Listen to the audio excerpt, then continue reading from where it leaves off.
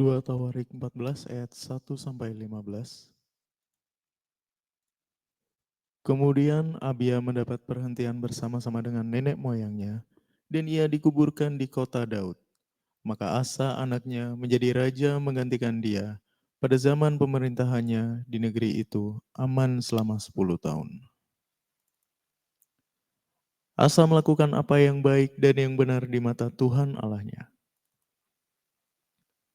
Ia menjauhkan mezbah-mezbah asing dan bukit-bukit pengorbanan, memecahkan tugu-tugu berhala dan menghancurkan tiang-tiang berhala.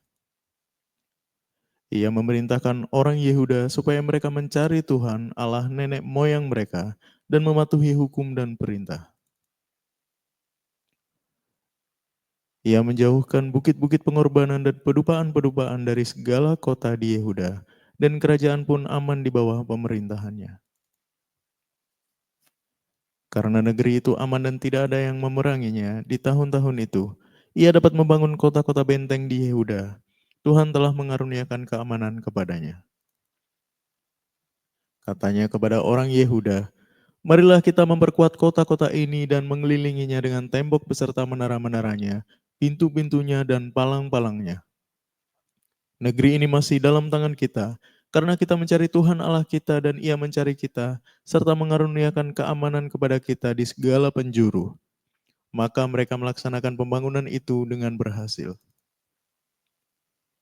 Pasukan-pasukan Asa yang dari Yehuda jumlahnya 300.000 orang yang membawa perisai besar dan tombak, dan yang dari Benyamin jumlahnya 280.000 orang yang membawa perisai kecil sebagai pemanah. Mereka semua pahlawan-pahlawan yang gagah perkasa. Zerah, orang Ethiopia itu maju berperang melawan mereka dengan tentara sebanyak 1.000.000 orang dan 300 kereta. Ia sampai ke Maresa. Lalu Asa maju menghadapinya. Mereka mengatur barisan perangnya di lembah Zefata dekat Maresa. Kemudian Asa berseru kepada Tuhan Allahnya, "Ya Tuhan, selain daripada Engkau, tidak ada yang dapat menolong yang lemah terhadap yang kuat. Tolonglah kami ya Tuhan, Allah kami, karena kepadamulah kami bersandar dan dengan namamu kami maju melawan pasukan yang besar jumlahnya ini. Ya Tuhan, Engkau Allah kami, jangan biarkan seorang manusia mempunyai kekuatan untuk melawan Engkau." Dan Tuhan memukul kalah orang-orang Ethiopia itu di hadapan Asa dan Yehuda. Orang-orang Ethiopia itu lari. Lalu dikejar oleh Asa dan laskarnya sampai ke Gerar. Dari orang-orang Ethiopia itu amat banyak yang tewas, sehingga tidak ada yang tinggal hidup, karena mereka hancur di hadapan Tuhan dan tentaranya. Orang-orang Yehuda memperoleh jarahan yang sangat besar. Mereka mengalahkan semua kota di sekeliling Gerar, karena ketakutan yang dari Tuhan menimpa penduduknya. Mereka menjarahi semua kota itu karena jarahan yang besar terdapat di situ. Tenda-tenda pemilik ternak pun direbut mereka, dan banyak kambing domba dan unta diangkutnya sebagai jarahan, lalu mereka kembali ke Yerusalem.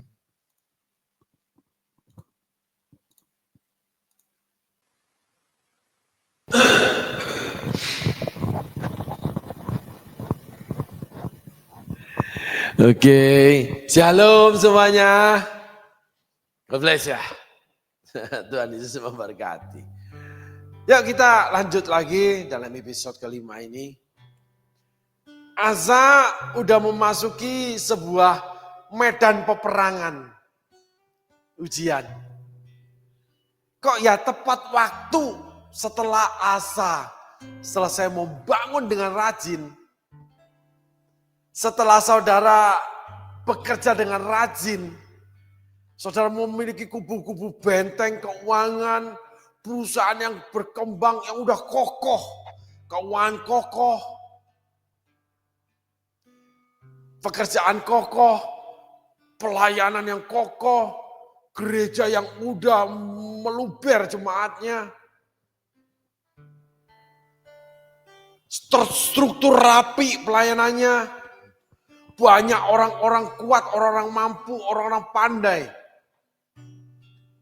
Karena saudara membangun dengan hebatnya ketika Tuhan beri keamanan. Ketika Tuhan beri kesempatan. Perusahaan yang saudara dirikan, wah itu saudara bangun luar biasa. Sehingga saudara menjadi berhasil. Kok ya tepat waktunya. Yang namanya Zera, Raja Ethiopia bangkit.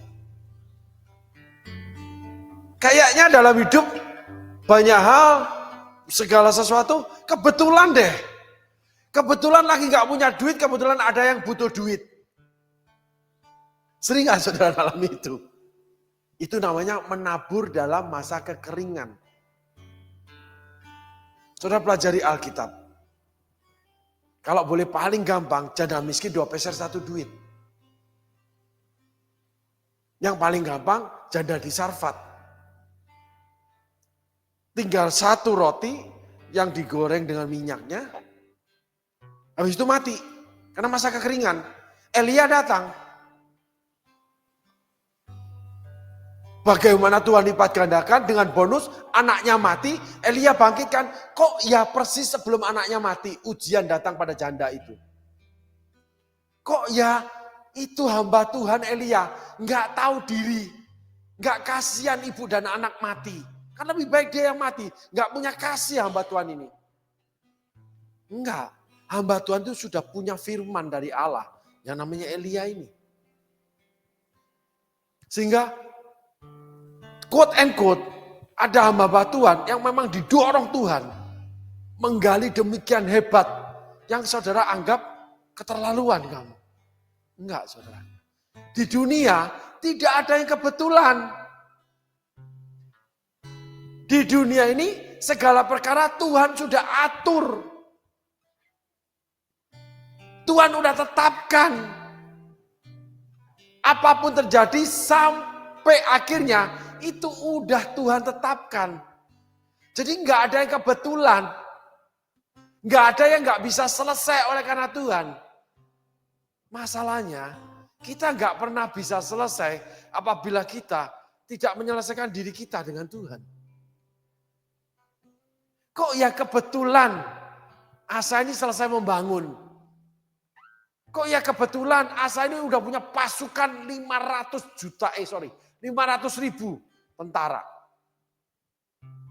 Kok ya semua udah mapan, baru dibangkitkan seorang musuh dengan pasukan 1 juta. Dengan 300 kereta perang. Yang jauh lebih kuat daripada hasil yang dibangun oleh Asa. Saudaraku, sebuah negara itu dinilai dari kekuatan angkatan perangnya, salah satunya ekonominya. Kenapa? Karena tentara 500.000 dengan tentara 1 juta dengan 300 kereta, itu uang makannya beda. Senjata yang harus disediakan berbeda.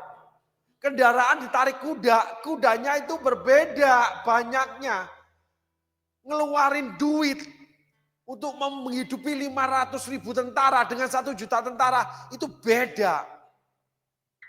Coba saudara googling tentara Amerika itu berapa banyak, tentara China itu berapa banyak. Lalu negara-negara seperti Indonesia, seperti yang namanya Malaysia, Vietnam, hitung berapa banyak jumlah tentaranya. Belum kereta perangnya. Kalau zaman ini pesawatnya. Israel itu punya F-35 yang jumlahnya belasan. Yang harganya ajubila saudaraku. Tercanggih dunia, termahal.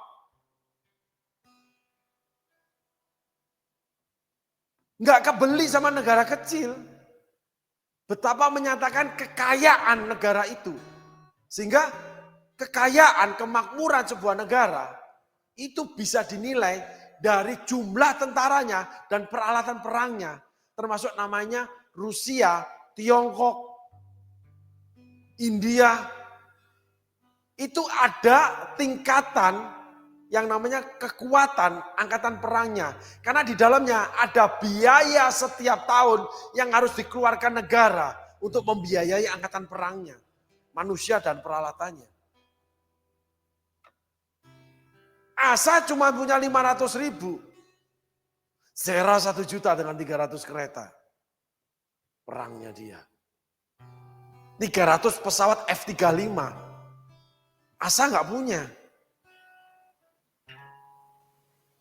Nah ini jauh, saudaraku. Sehingga kenapa kok kebetulan ancaman yang Tuhan datangkan, ancaman yang Tuhan izinkan, bangkitnya namanya Zera, Raja Ethiopia. Raja Ethiopia itu kan jauh di sana, kok bisa menyerang Asa. Itulah cara tangan Tuhan bekerja. Hati-hati dengan Tuhan. Tuhan tahu menyimpan sesuatu. Tuhan tahu menyimpan namanya orang-orang baik untuk menolong kamu. Tuhan juga tahu menyimpan orang-orang yang akan menjatuhkan kamu. Salah satunya Yerobeam. Saudara baca kisah Yerobeam. Yerobeam adalah orangnya Salomo, akhirnya lari dari Salomo. Ditulis di Alkitab, Allah sudah menyimpan seseorang yang akhirnya menjadi musuh yang akan menjatuhkan kerajaan yang dibangun oleh Salomo. Ketika dipegang oleh anaknya Rehabeam. Anaknya tidak sanggup menghadapi Yerobeam. Sehingga Yerobeam dalam pelariannya itu diberikan Allah, diizinkan Allah kesempatan membangun angkatan perang. Dan ditulis di Alkitab. Saudara pelajari kisah raja-raja dan Tawari. Bagaimana Allah menyimpan Yerobeam. Karena Allah tahu Raja Salomo membangun rumah berhala yang menyakitkan hati Tuhan. Kenali Tuhan dari apa yang dikerjakannya. Di situ kamu akan kenal hatinya Tuhan. Karena di dalam hatinya itu pribadinya atau karakternya Tuhan. Allah itu keras dalam penghukumannya. Saudara belajar ketika Allah melewatkan diri dari Musa. Karena Musa ingin melihat wajah Tuhan. Allah itu panjang sabar, besar kasih setianya. Tapi tidak melepaskan setiap orang dari penghukuman. Oleh karena perbuatannya. Kitab Wahyu tulis. Setiap orang akan dihakimi seturut perbuatannya. Yeremia juga tulis. Jadi ketika saudara kekristenan meniadakan penghukuman. Cuman anugerah dari Allah. Saudara timpang. Bukan antara setuju atau tidak. Kelengkapan Injil tidak lengkap. Sama dengan orang mengenal kasih Allah, tidak mengenal bagaimana penghukuman Allah. Reward dan punishment itu jelas ada. Kanan dan kiri, atas dan bawah, gelap dan terang. Selalu dua dimensi ini yang Allah kerjakan. Karena itu karakter ilahinya Allah. Apabila kau baik-baik mendengarkan suara Tuhan Allahmu dan dengan setia melakukannya. Apabila kau tidak baik-baik mendengarkan suara Allahmu dan tidak dengan setia melakukannya. Maka segala berkat ini akan mendatangi engkau dan menjadi bagianmu. Maka segala kutuk ini akan mengejar dan mencapai engkau. Dua hal itu ditulis saudaraku. Kalau saudara baca cuma kitab perjanjian baru. Saudara tidak tahu perjalanan perjanjian lama yang namanya penuh dengan hukuman. Perjanjian baru itu penuh dengan kasih karunia. Ada hukuman, khususnya kitab Wahyu dan perkataan Yesus. Saudara akan mendapati di sana ada ratapan dan kertak gigi. Saudara searching itu. Ada lolongan. Di dalam lautan api dan belerang. Kematian kedua selama-lamanya. Ada tertulis semua itu. Saudara tidak bisa menghindari. Saudara nggak bisa memegang berkat Tuhan, hidup dalam berkat Tuhan, tanpa pengabdian kepada Tuhan. Saudara tidak bisa menghindari. Karena Alkitab menceritakan semuanya. Saudara tidak bisa memegang keberhasilan tanpa mengalami kegagalan lagi. Karena Yesus berhasil, akhirnya dia gagal. Yaitu dia disalibkan dalam keberhasilannya. Tapi butuh kerelaan Tuhan Yesus untuk menerima cawan itu. Yaitu cawan murkanya Allah. Seringkali kita mendapatkan, kita dikorbankan untuk orang lain. Difitnahkan yang jahat, orang lain mengerjakan yang buruk kepada kita, disangkakan, disalah mengerti. Di dalam keberhasilan saudara, mungkin pekerjaan saudara, mungkin pelayanan saudara, rumah tangga saudara, tiba-tiba ada api yang demikian hebat membakar. Tapi ingat, kisah Daniel. Daniel tetap berpegang pada perintah Allah, aturan Allah. Tidak mengikuti perintah daripada raja. Sehingga Daniel masuk dalam api penggorengan, itu ada satu pribadi yang lain.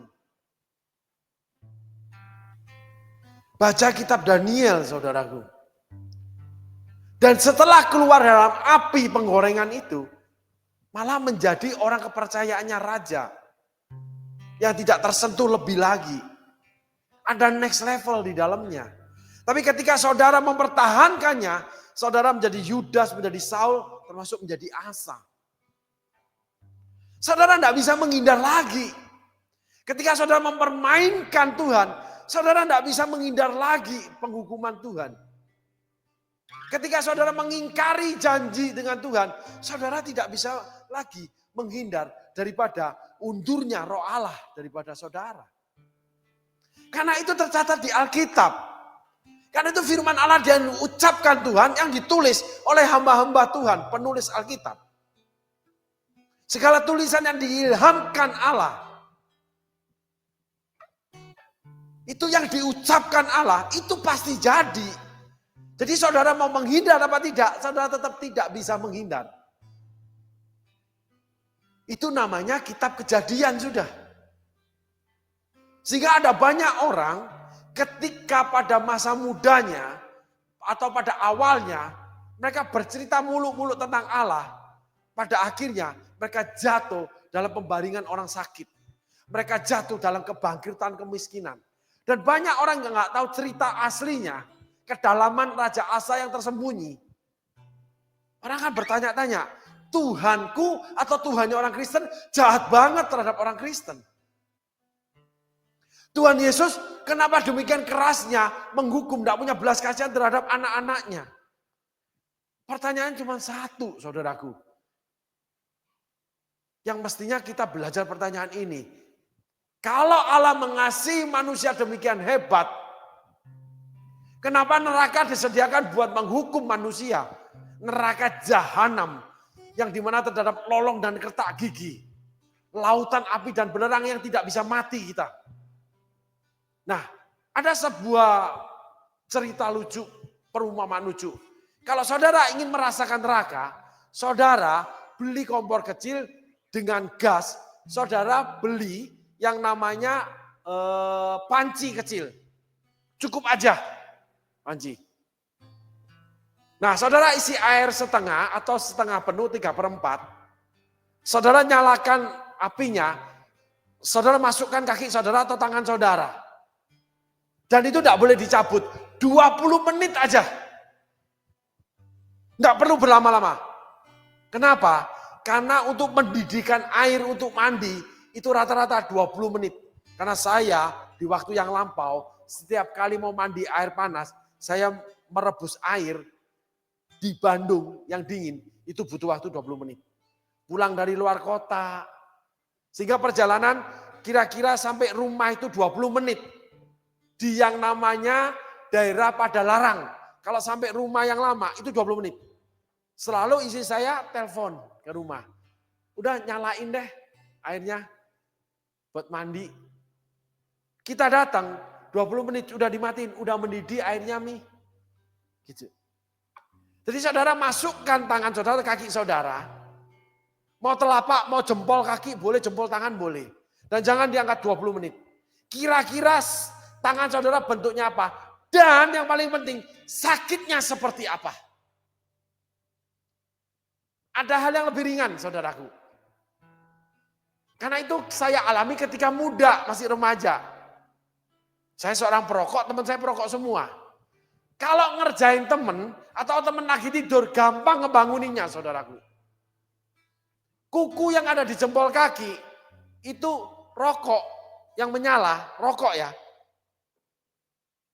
Ditaruh di kuku itu dengan api yang menyala itu, rokok itu tidak berapa lama itu orang kan maki-maki kita. Bangun, itu sakitnya luar biasa. Panas itu saudaraku. Nah itu kalau kita bercanda seperti itu saudaraku. Jadi teman yang bangun ini ngamuk saudaraku. Maki-maki dia dengan bahasa anak muda.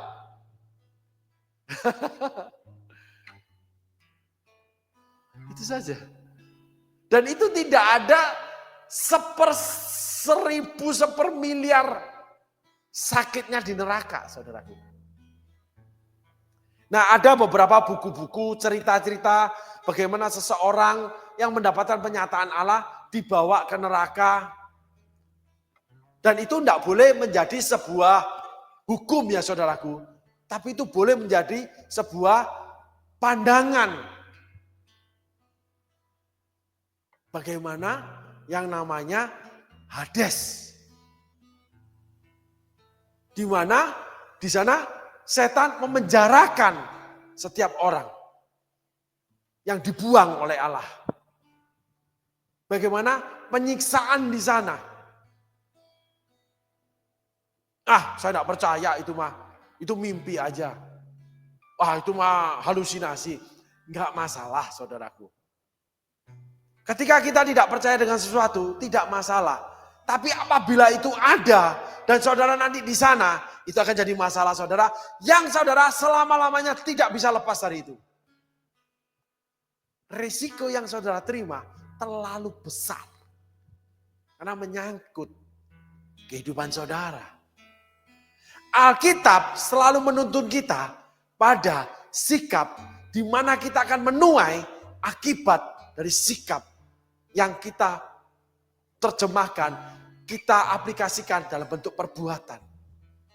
Kalau sikap itu sesuai dengan firman Allah, kalau perbuatan kita selaras dengan firman Allah, kita akan menuai hal-hal yang baik dari firman Allah. Tetapi apabila sikap kita bertentangan dengan firman Allah atau perintah Allah, kalau perbuatan kita melanggar larangan Alkitab, saudara boleh baca dari yang namanya kisah Adam dan Hawa sampai pada akhir di mana kitab Wahyu tulis bagaimana manusia dibuang ke neraka. Bagaimana Adam dan Hawa diusir dari Taman Eden. Dan itu tertulis tidak bisa kita hindari saudaraku. Nah kembali lagi, kok kebetulan Sera ini bangkit. Lah kok kebetulan Sera ini seorang raja yang mampu membangun pasukan kekuatannya double porsi daripada kekuatan Raja Asa. Dan itu letaknya negara yang jauh.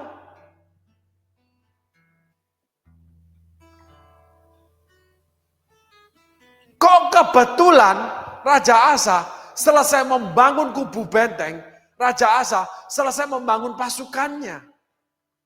Kok ya kebetulan pada periode kedua setelah 35 tahun.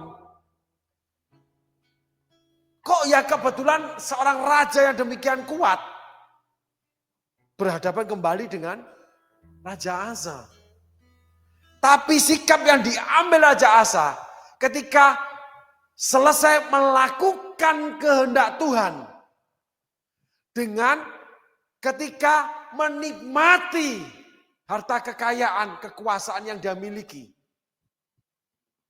Respon yang berbeda. Kita masuk jauh lebih dalam kisahnya Raja Asa. Yang pertama kita akan dapati bagaimana Asa meminta tolong dan meninggikan nama Tuhan. Yang kedua, bagaimana Asa merampasi harta milik rumah Allah. Untuk menjadi alat perdamaian buat raja yang menyerang dia. Setelah itu Asa masih jatuh sakit. Tetap tidak meminta pertolongan Tuhan. Seakan-akan Tuhan tidak pernah ada dalam hidupnya. Ada banyak orang seperti gini. Melupakan Tuhan yang pernah menolong hidupnya. Melupakan kebaikan orang yang pernah melakukan kebaikan buat dia. Apa yang kamu lakukan terhadap manusia, itu akan kamu lakukan terhadap Allah. Apa yang kamu lakukan terhadap Allah, akan kamu lakukan terhadap manusia. Orang yang meninggalkan Tuhannya, dia akan meninggalkan kamu. Orang yang meninggalkan kamu karena tidak setia, dia satu hari akan meninggalkan Tuhannya. Sebabnya apa meninggalkan? Di situ dia akan ulangi lagi. Ketika itu penyebab terjadi lagi. Itu akan berulang, saudaraku. Sehingga saudaraku sedikit menyimpang. Ketika saudara mendapati seseorang melakukan satu hal, licik terhadap saudara. Menyalahi, melakukan segala sesuatu yang tidak pantas, tidak baik atau apapun terhadap saudara. Dia akan melakukan terhadap orang lain.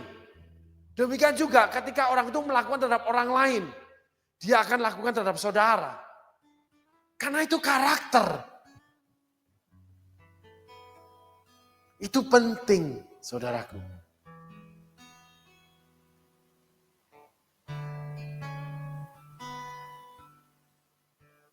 Coba saudaraku pikirkan ini. Raja Asa mengalami 2 kali ujian dari Tuhan. Yang pertama dia berhasil karena dia sedang melakukan pekerjaan Tuhan. Dia sedang melakukan kehendak Tuhan. Dia sedang melakukan perbuatan yang dipandang baik dan benar oleh Tuhan. Dia sedang dalam keadaan benar di hadapan Tuhan. Tapi setelah hidup dalam keberhasilan sedemikian lama, mapan, kasus yang sama mendatangi, dia merampas yang punya Tuhan. Karena dia ambil harta kekayaan rumah Allah.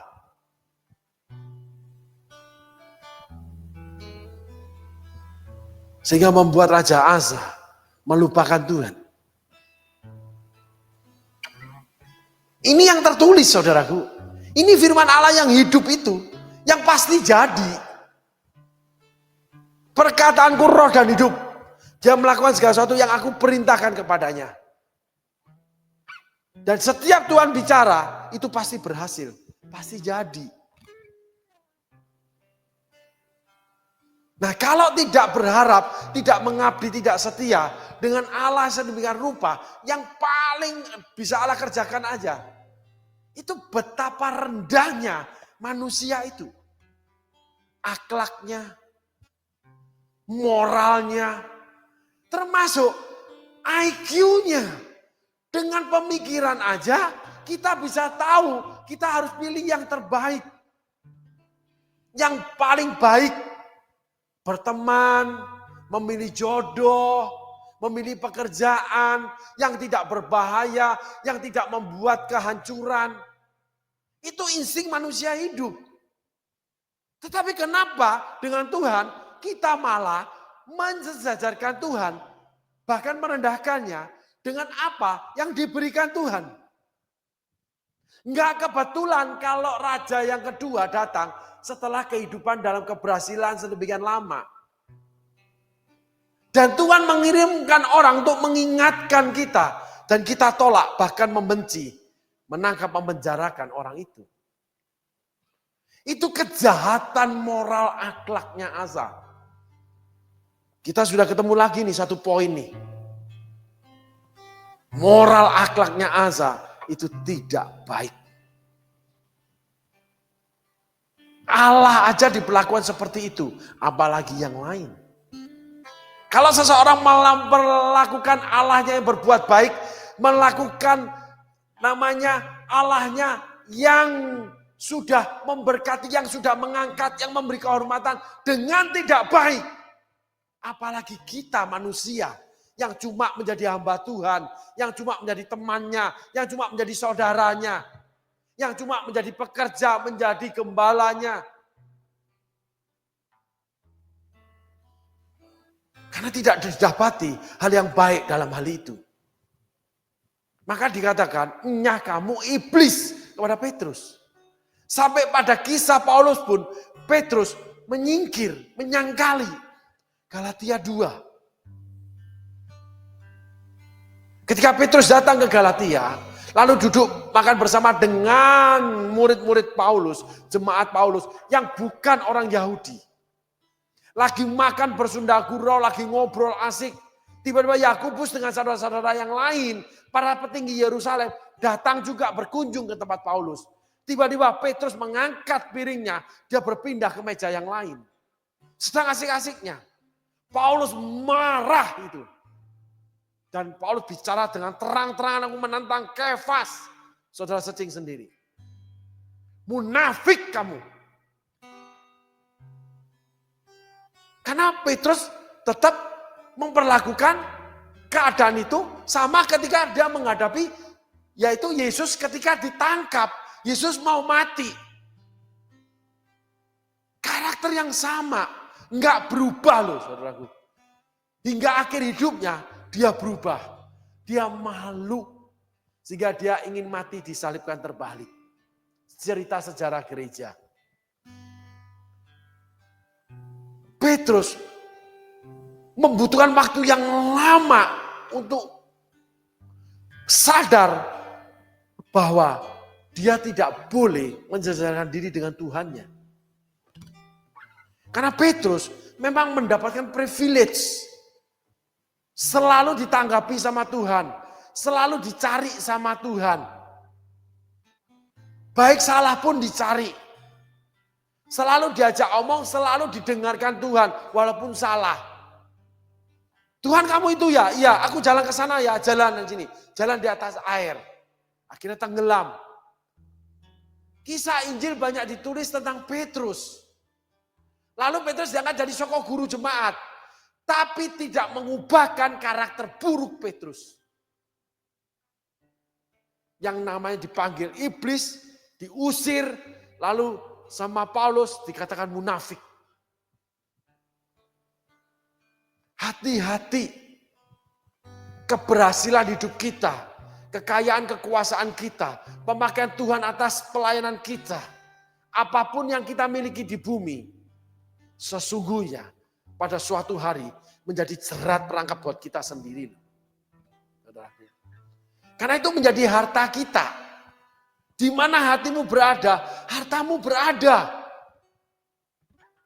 Yesus yang ngomong di beberapa kitab. Saudaraku, ini enggak main-main lagi. Kisah Asa ini enggak main-main lagi. Asa yang sedang bermasalah dengan dirinya.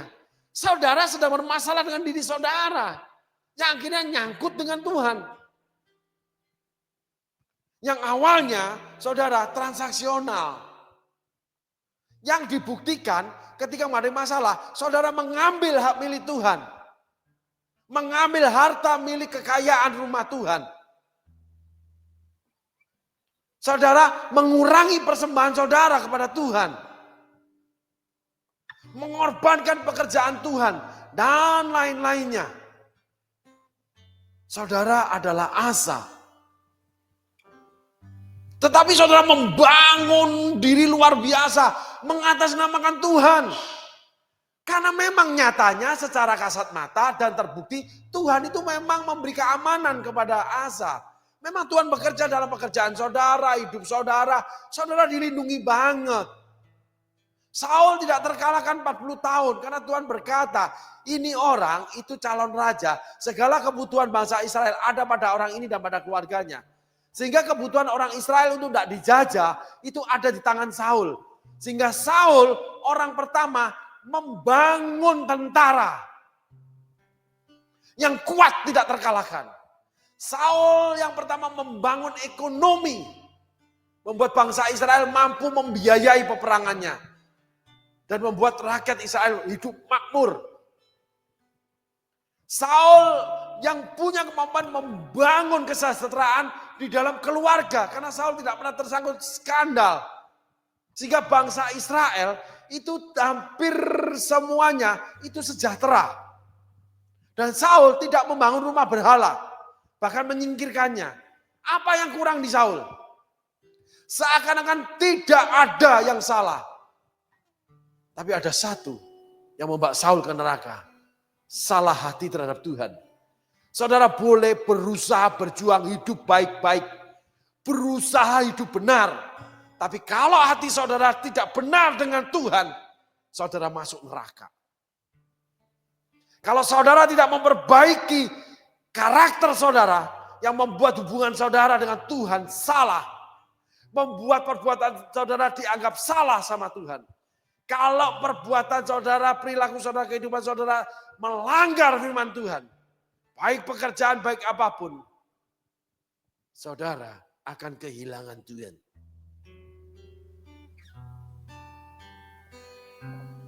Tuhan itu absolut. Hukumnya itu sangat banyak. Aturannya itu sangat banyak. Hanya kasih karunia yang melepaskan kita semua dari itu. Artinya kita cuma diminta melekat sama Tuhan. Melakukan tetap seperti apa yang Tuhan ingini dari awal sampai akhir. Walaupun kita tidak mungkin tidak salah seperti Musa. Walaupun kita kehilangan apa yang mestinya kita terima yang sama dengan orang lain. Ada yang kehilangan anak, ada yang kehilangan harta, ada yang kehilangan itu. Tetapi Tuhan akan gantikan. Yang diambil dihukum Tuhan pun Tuhan gantikan.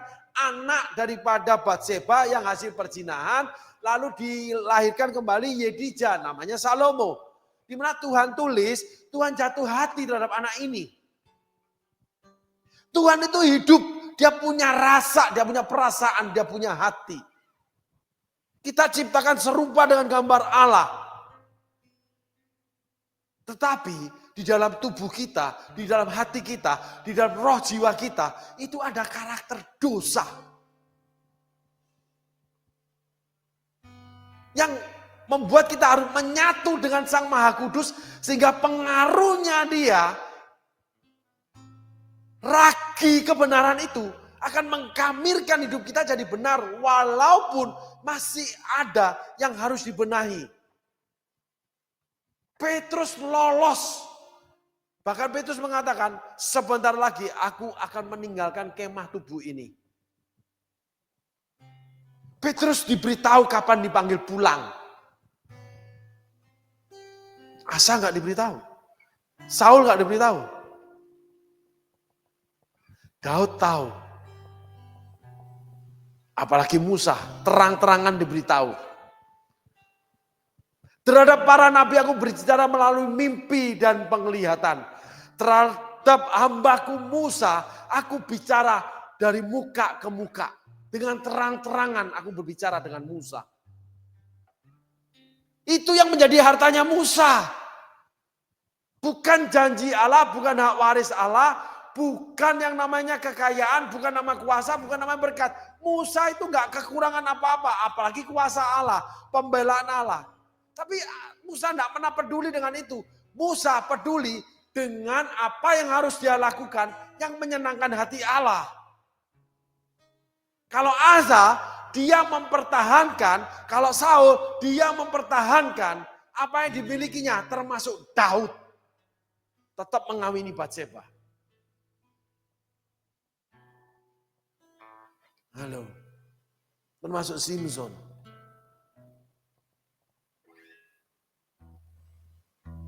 Dan Tuhan izinkan semua terjadi. Mari kita tengok ayat firman Tuhan ini. Kok ya kebetulan raja ini bangkit menyerbu. Yang bukan lawannya Raja Asa. Yuk kita tengok saudaraku. Pasukan-pasukan Asa yang dari Yehuda jumlahnya 300.000 orang yang membawa perisai besar dan tombak. Dan yang dari Benyamin jumlahnya 280.000 orang yang membawa perisai kecil sebagai pemanah. Mereka semua pahlawan-pahlawan yang gagah perkasa. 580. Ayat selanjutnya. Tapi kan enggak ditulis kereta perang. Zerah orang Ethiopia itu maju berperang melawan mereka dengan tentara 1.000.000 orang dan 300 kereta. Ia sampai ke Maresa. Perhatikan ini saudaraku. Asa selesai membangun kubu kota, selesai membangun pasukan, sudah mapan, Tuhan uji diperhadapkan dengan yang lebih besar. Lalu kita tengok apa yang dilakukan Asa. Karena Asa sedang atau sudah melakukan perintah Tuhan. Masih di dalam perintah Tuhan. Masih di dalam hati yang mengingini Tuhan. Masih di dalam hati yang berharap kepada Tuhan. Masih dalam keadaan merendahkan diri, membesarkan Tuhan.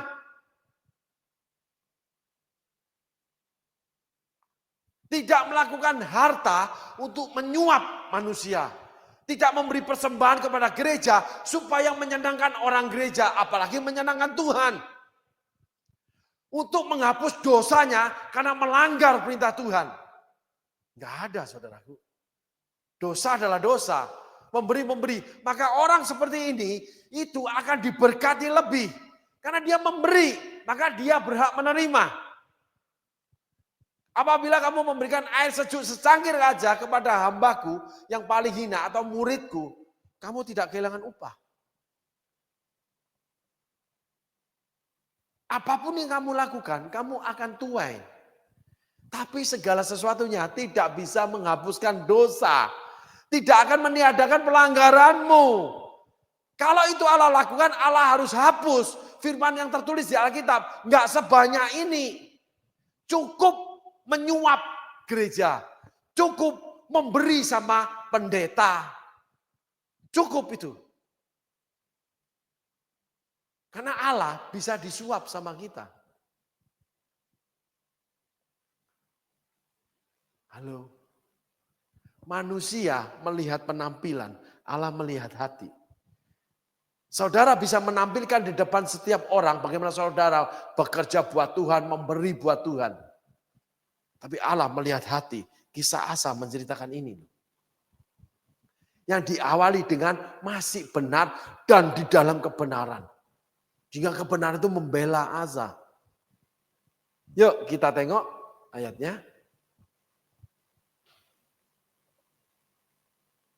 Ayat selanjutnya. Kemudian Asa berseru kepada Tuhan Allahnya. Ya Tuhan, selain daripada Engkau tidak ada yang dapat menolong yang lemah terhadap yang kuat. Asa masih merendahkan diri, membahasakan dirinya lemah.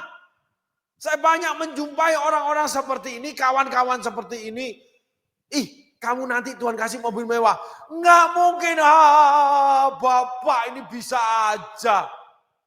Buru-buru Pak, mikirin ini untuk bayar utang, mikirin kasih makan, bayar yang namanya uang sekolah anak aja setengah mati, saya berdagang.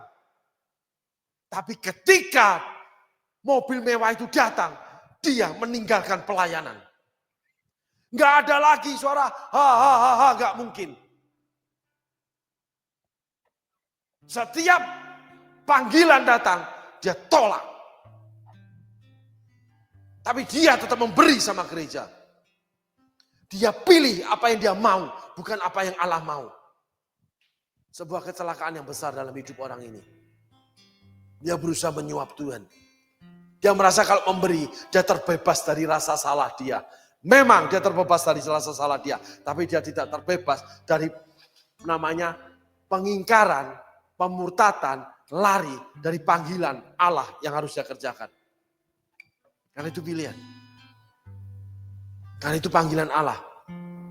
Kalau itu Allah tidak tuntut, semua orang akan lari dari panggilan, cuma membayar uang kepada gereja, pendeta, atau pelayanan. Dia bebas hukuman.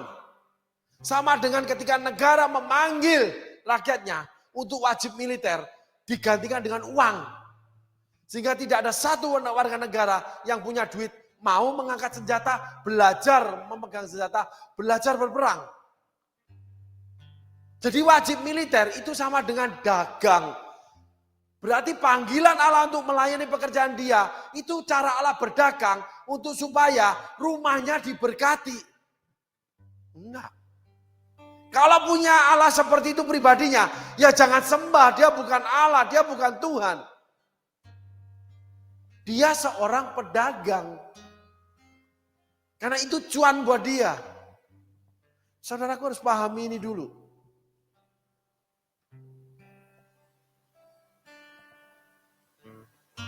Yuk kita tengok lagi Asa. Asa masih merendah. Tidak ada yang dapat menolong yang lemah terhadap yang kuat. Tolonglah kami ya Tuhan Allah kami. Karena kepadamu lah kami bersandar. Dan dengan namamu kami maju melawan pasukan yang besar jumlahnya ini. Asa memakai tameng Tuhan. Untuk melawan yang kuat. Tapi sekedar cuman tameng. Karena nanti kita temui. Dia tidak melawan raja yang menyerang dia lagi. Raja yang lain. Dia mengambil harta rumah Allah. Untuk berdamai. Setelah itu dia kena sakit. Dia tidak minta tolong Tuhan. Ada peristiwa tersembunyi di dalamnya. Yang kita harus pelajari. Kenapa Asa bisa seperti itu? Yang awalnya dia membangun diri dengan pengetahuan tentang Allah. Sehingga ketika menjadi raja, dia langsung melakukan yang menyenangkan hati Tuhan yang dipandang baik oleh Tuhan. Alkitab mencatat itu. Setelah itu Allah memberikan keamanan 10 tahun. Asa membangun kerajaannya dengan baik. Allah memberi kesempatan terhadap Asa. Kok ya kebetulan Zera Raja Ethiopia menyerbu berperang dengan Asa. Dan Asa merendahkan diri, memuji-muji Tuhan, memakai tamengnya Tuhan. Melawan musuh yang menyerbu dia. Dan Asa menang. Bahkan musuh itu dikejar sampai ke Gerar. Dirampasi semua miliknya. Kerajaan yang kaya menyerbu Asa. Itu bukan membuat Asa jadi bangkrut. Tapi Asa merampas kekayaannya raja itu. Ketika saudara bermasalah dalam bisnis. Ketika saudara mengandalkan Tuhan. Dan Tuhan bekerja untuk saudara. Saudara akan merampasi orang yang akan merampasi saudara. Itu kitab kehidupan Asa. Amin saudaraku. Yuk kita tengok lagi Alkitab. Indah sekali kalau sampai titik ini. Apa yang Allah kerjakan. Bukan yang Asa kerjakan. Yang Allah kerjakan itu. Yuk kita tengok Alkitabnya. Tolonglah kami ya Tuhan Allah kami. Karena kepadamu lah kami bersandar dan dengan namamu. Kami maju melawan pasukan yang besar jumlahnya ini. Allah mengandalkan Tuhan. Asa mengandalkan Tuhan. Ketika melawan segala sesuatu yang mustahil dia kalahkan. Tapi di ronde kedua, di peristiwa kedua, tidak. Dia yang merampasi Tuhan. Itu Yudas namanya.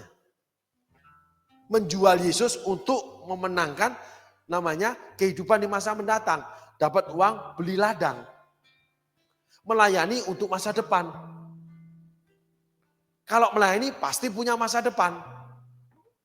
Tapi bukan untuk masa depan. Nah masa depan gimana? Di dalam memenang Allah. Musa tidak mewarisi tanah perjanjian. Hal yang dijanjikan Allah kepada seluruh orang. Musa tidak terima. Aneh kan? Tapi Musa melewati ujian itu karena punya hati yang tulus melayani Tuhan. Enggak apa-apa. Tidak ada satu kata, tidak ada satu protes. Tidak ada satu pun yang namanya tertulis. Musa bereaksi terhadap hukuman Tuhan. Enggak. Berarti keadaan itu damai. It's okay. To be okay. Enggak masalah buat Musa. Yuk kita lanjut lagi ayatnya.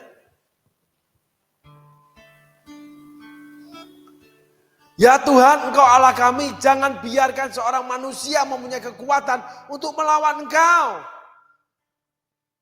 Asa mulai menasehati Tuhan. Jangan biarkan orang punya kekuatan untuk melawan Engkau ya Tuhan. Karena lawan ini kuat.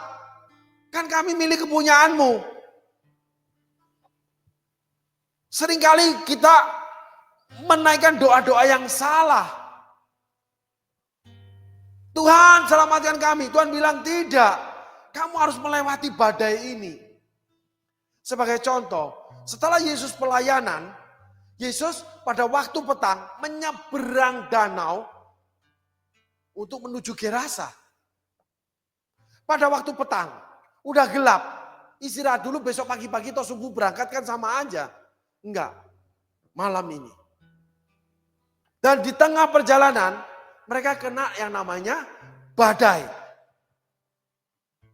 Sehingga murid-murid bekerja keras mengeluarkan air yang masuk ke perahu. Sampai perahu itu hampir tenggelam. Lalu murid-murid menyerah, membangunkan Yesus. Yesus cuma ngomong, di mana imanmu? Kenapa kamu takut? Hai badai, diam. Diamlah badai itu. Murid-murid bilang, ini orang apa? Badai aja tunduk sama dia. Yesus tahu nggak kalau tidak ada badai? Tahu. Tapi lebih aneh lagi kalau kita baca selanjutnya. Yesus cuma untuk menyelamatkan satu orang dengan mengorbankan seluruh pengikut dia. Salah satunya murid-murid yang ada di perahu dia. Karena ada perahu-perahu yang lain. Yaitu orang gila di kuburan. Yang setannya diusir. Lalu tidak menjadi gila. Setelah itu orang itu tidak mengikuti Yesus. Karena Yesus dari menyelamatkan dia. Yesus pergi ke tempat lain. Nggak boleh ngikut Yesus. Tetapi orang ini memberitakan tentang Yesus dari kampung ke kampung. Di tempat itu. Cuman untuk namanya melepaskan seorang gila dari kuasa jahat. Kayaknya ini orang gila. Ini pemikiran tidak paham saya dengan pastor ini. Pemikiran saya tidak paham dengan langkah Tuhan ini. Pemikiran saya tidak paham dengan gereja ini lagi. Kenapa investasi gila-gilaan? Kenapa melakukan sesuatu yang tidak masuk akal? Normal dikit lah, realita dikit lah. Enggak. Apabila itu ada firman Tuhan, ada perintah Tuhan, itu kehendak Tuhan. Walaupun cuma menyelamatkan satu orang gila, melepaskan dari namanya kuasa jahat. Mengorbankan sedemikian banyak orang. Kayaknya tidak. Badai itu kan berhenti. Sehingga mungkin saudara disuruh melakukan hal yang kecil, tapi saudara berkorban untuk banyak hal dalam kehidupan saudara. Cuman untuk hal yang kecil, saudara berkorban banyak. Pelayanan kecil, kenapa aku memberi persembahan yang banyak? Pastor yang tidak terkenal, pastor jelek ini, kenapa aku harus ngajak dia makan yang mahal? Kenapa saya harus memberi yang terlalu buat dia? Tidak. Itu sama dengan pertanyaan, kenapa Yesus membebaskan orang gila daripada kuasa si jahat, kerasukan iblis. Tapi setelah itu Yesus pergi loh. Dengan demikian banyaknya mengikut Yesus. Lalu orang gila itu memberitakan tentang Yesus. Selesai sudah cerita itu. Lalu Yesus pergi ke kota lain. Karena itu kehendak Bapa di surga. Jadi di dalam pelaksanaan kehendak Allah, di dalam pekerjaan Allah, di dalam perintah Allah, tidak ada yang kecil, tidak ada yang besar. Yesus khotbah dengan 5.000 laki-laki, puluhan ribu orang hadir. Tapi Yesus bisa menyelamatkan satu orang gila. Yesus bisa ke rumah pemimpin ibadat. Yesus bisa ke rumah orang pemimpin Farisi. Yesus bisa masuk ke dalam rumah orang kaya. Yesus bisa melepaskan seorang pelacur. Yesus memakai seorang kumpul kebo untuk membebaskan Samaria. Kenali Tuhanmu. Tidak ada yang kecil, tidak ada yang besar. Tidak ada hebat, tidak ada yang lemah. Tidak ada yang kuat, tidak ada yang gagal. Apabila itu kehendak Tuhan. Karena di dalam kegagalan itu sesungguhnya Allah sedang menumbuhkan yang baru. Ranting yang berbuah akan dibersihkan supaya lebih banyak lagi berbuah. Amin, saudaraku.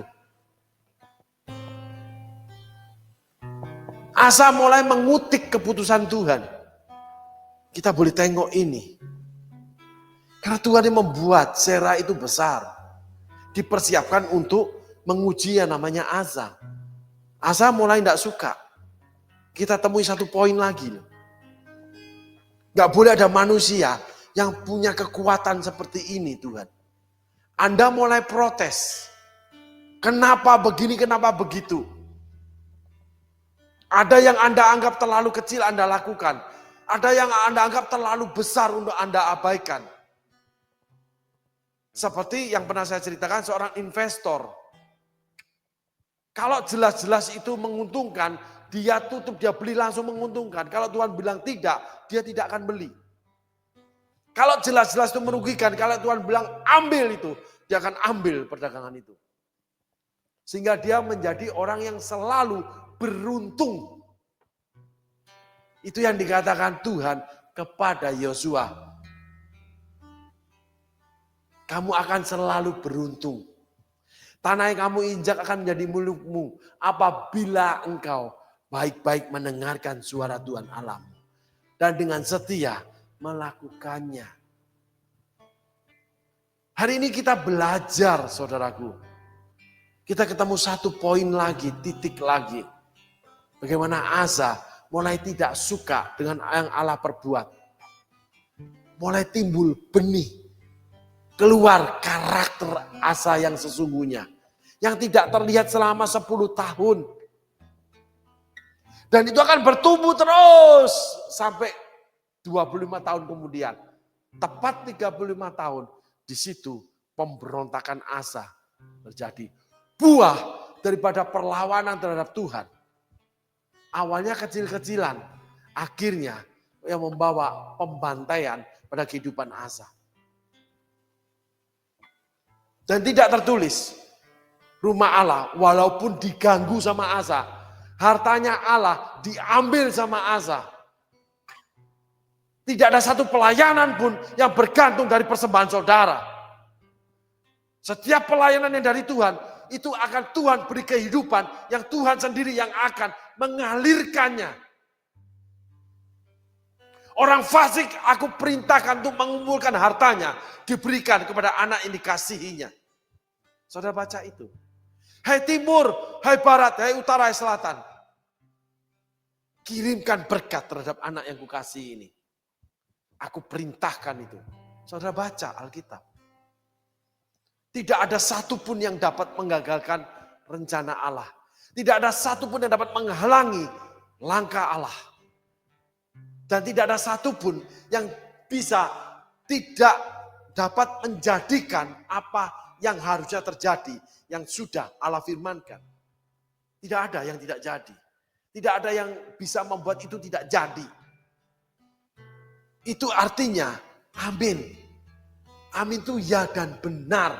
Maka ditulis di kitab Wahyu, itu pribadi Tuhan. Salah satunya, amin. Dengan kita mengatakan amin, ya Tuhan engkau ya dan benar. Tapi Asa tidak mengakui ini. Karena terlalu lama di dalam keberhasilan pada roh Allah sudah undur dari dia. Karena Asa punya kemampuan membangun dan berhasil. Oleh karena berhasil, Asa mulai mengoreksi Tuhan. Mulai memberi nasihat kepada Tuhan. Oleh karena sudah kaya, mulai timbul tidak suka dengan pesternya. Mulai melarang-larang pesternya, mulai menasihati, mulai mengaturnya. Khususnya, terutama dengan uangnya. Memberi dengan seenaknya, bukan karena Tuhan berfirman. Mulai melayani, menentukan dengan seenaknya. Ayo pak yang ini ya. Ayo bu, ibu yang ini. Oh enggak, saya enggak bisa. Saya ini aja deh. Enggak mau diatur pester. Ya pester, pulang makasih Tuhan. Kamu berikan pelayanan anugerah. Tapi aku gak bisa, Tuhan ini gimana? Hati yang merendah. Seperti yang diucapkan Asa di awal. Tapi karena udah berhasil membangun. Mulai ngatur-ngatur pesternya. Aduh pester sebetulnya gak bisa begini ya. Karena ya kalau saya tidak bisa, itu gimana nasibnya pester? Wow! Jadi pester ini nasibnya di tangan orang kaya. Di tangan kamu yang berhasil punya duit. Karena kamu pernah ngasih duit. Dan kamu selalu ngasih duit. Now. Kamu dapat kasih karunia, anugerah. Menabur di ladangnya Allah. Yaitu hidup seorang pester. Ingat, begitu Saul melanggar perintah Allah, Allah sudah menetapkan satu orang untuk mengganti Saul, namanya Daud, yang masih mengembalakan kambing domba. Belum diurapi Nabi Samuel. Dan Allah sudah menetapkan Daud. Sehingga Allah mengingatkan Daud ketika berbuat sesukanya. Dari mana kamu aku ambil? Kenapa kamu lakukan hal yang jahat ini terhadap Uria? Daud sadar, Daud bertobat. Ya Allah, aku salah. Hanya kepadamu aku berdosa. Dengan apa kan ku balas? Itu mazmur yang dipujikan, dinyanyikan. Segala kebaikanmu. Daud mau disadarkan. Asa tidak mau disadarkan. Bahkan menangkap, memenjarakan. Kita temui pada awalnya di dalam peperangan pertama. Asa sudah mulai atur-atur Tuhan. Karena sudah berhasil kerajaannya. Sudah membangun menara-menara. Sudah membangun tentara. Perusahaan udah kuat, bisnis udah kuat, tabungan udah banyak, mobil mewah. Punya asuransi besar. Siapa bilang itu tidak akan habis? Kalau Tuhan ingin habisi. Sebuah contoh, saya akan tutup dengan contoh ini saudaraku. Kisah COVID, itu kisah yang memilukan buat orang-orang sombong. Orang-orang kaya. Ketika semua negara lockdown, kamu punya harta sebesar apapun, ketika kamu mau masuk negara itu, tidak ada, tertutup buat kamu. Ketika kamu terkena COVID atau lari dari COVID. Tidak ada yang bisa keluar dari negara. Saya mengenal seorang kaya karena saya tahu orang itu ada seorang teman yang orang tuanya bekerja sebagai pejabat tinggi di perusahaan orang kaya ini. Perusahaannya banyak dan ada satu perusahaan terkenal Indonesia. Dia pemiliknya besar sekali dan tidak banyak orang bisa mengerjakan itu. Tiba-tiba terdengarlah berita bahwa dia meninggal, kena COVID. Oh normal, banyak orang meninggal. Tapi ingat saudaraku, cara dia meninggal, bagaimana Allah mempertontonkan, menyenandungkan bagi setiap telinga, bagi setiap mata yang menyaksikannya. Orang ini beli pesawat 10 pun bisa. Orang ini beli rumah sakit 10 pun bisa, karena rumah sakit bergantung sama dia. Tapi ketika kena COVID, dia masuk di kamar yang kelas 3, di rumah sakit yang kelas 3. Bukan di ruang VVIP. Bukan rumah sakit yang punya peralatan canggih. Bukan di negara maju. Karena dia kena COVID. Bukan pada waktu awal. Ketika waktu puncaknya COVID. Saya cuma bilang, wow Tuhan. Berita ini kami dengar. Mengajarkan kami. Harus punya hati seorang murid, saudaraku. Bagaimana harta tidak mampu menembus ketika Allah berkarya di dalam musibahnya. Orang yang super kaya, yang punya yang namanya usaha yang mempengaruhi seluruh rumah sakit Indonesia, itu mendapatkan rumah sakit kelas kambing, kamar kelas kambing, dan mati di sana. Bukan di kuburan yang mewah, dikubur bersama semua jasad jenazah yang terjangkit COVID. Tidak ada ampun. Langsung mati, diambil petugas, dibungkus dengan plastik. Langsung ditanamkan. Itu aturan pemerintah. Dia waktu sakit mau terbang masuk ke negara maju. Nggak bisa. Nggak bisa. Tidak ada yang bisa masuk. Kontra dengan satu orang teman. Aneh loh saudaraku. Yang untuk vaksin aja nggak mau. Saya tidak sarankan, tidak. Tapi ini cuma betul-betul peristiwa nyata. Ada orangnya masih hidup. Vaksin aja nggak mau. Saya itu tanya sampai bilang, kamu ini edan memang kok. Nggak mau dia vaksin. Orang susah saudaraku. Bukan karena susah, lalu dia itu tidak kena COVID, tidak. Tapi saya cuma bilang, ini orang super kaya, ini orang susah. Menginjak rumah sakit juga enggak. Mengidap COVID juga enggak. Divaksin aja juga enggak. Sampai hari ini hidup sehat walafiat, bekerja bahagia hidup dia. Walaupun jungkir balik dia dalam hidup dia. Hidup orangnya saudaraku, boleh periksa darahnya, nggak ada itu vaksinnya COVID, nggak ada. Orang berlomba-lomba pergi ke Amerika, khusus vaksin. Orang berlomba-lomba semua, dia mah kagak. Tidak, terus dia sembunyi di rumah, enggak loh saudaraku. Ini nggak bisa buat patokan, tapi ini cuma cerita saja. Dan kedua, orang ini anak Tuhan. Nggak bilang anak Tuhan nggak vaksin nanti hidup, tidak saudaraku, tidak. Tapi ini cerita lucu lah, parodi buat saya. Orang kaya yang bisa melakukan segala hal, kejangkit COVID, mati. Yang dia punya pengaruh di rumah sakit, nggak bisa mendapatkan rumah sakit. Karena produksi dia, usaha dia, itu yang mensuplai rumah sakit. Dan itu sebuah kebutuhan yang paling vital buat rumah sakit. Itu dia. Punya usaha itu dia. Terbesar itu. Gede banget usaha itu dia. Dan itu sangat dibutuhkan ketika COVID. Indonesia kekurangan itu.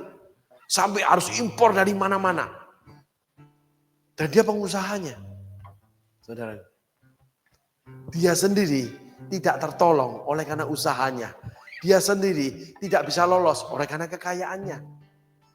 Sama dengan orang kaya yang membangun gereja kena kanker. Pulang masuk dalam peti jenazah. Di sananya. Di negeri yang lain dia sudah masuk peti jenazah, saudaraku. Amin, saudaraku.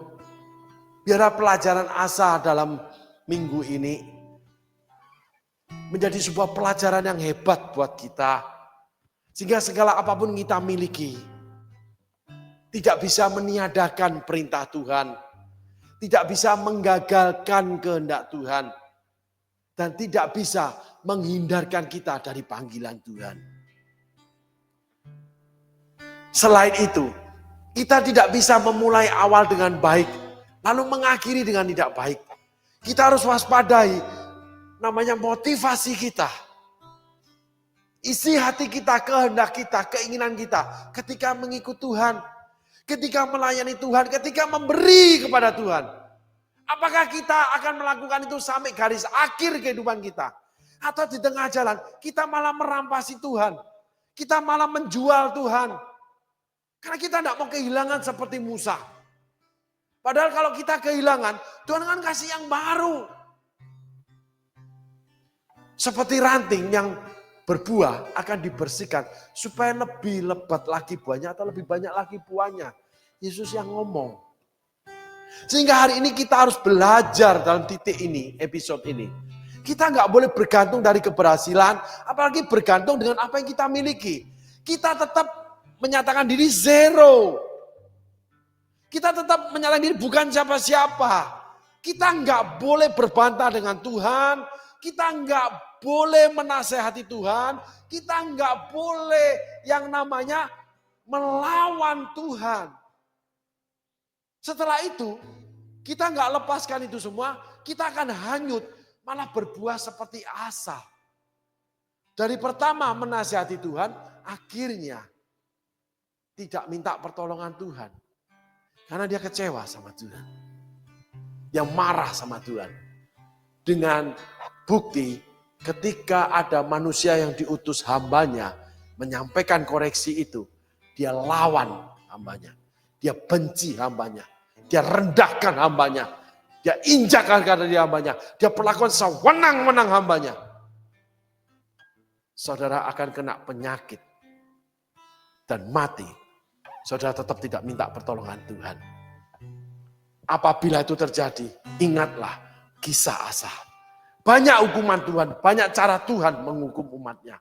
Banyak cara Tuhan memberkati umatnya. Sangat banyak berkat Tuhan. Reward or punishment. Itu pilihan kita yang diawali dengan kita harus mampu mengkoreksi yang namanya motivasi kita ikut Tuhan. Jangan transaksional.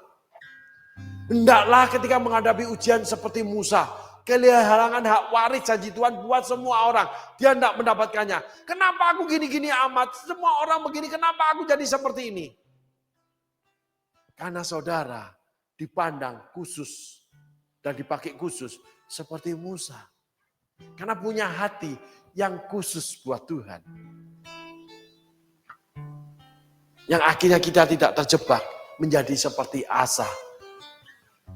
Di mana harta miliknya tidak ingin dikurangi, tapi mengurangkan harta milik Allah. Yang namanya yang kita persembahkan atau persembahan kita kepada Allah. Tuhan Yesus memberkati. Biar ini menjadi renungan kita dalam minggu ini. Sehingga kita mau dan Tuhan beri kemampuan untuk mulai menilik jejak langkah kita mengikut Tuhan. Sehingga ke depan kita lebih berhati-hati lagi. Tidak terjebak dalam arus mengikuti langkah Asa atau Saul. Tapi kita mengikuti langkah Musa.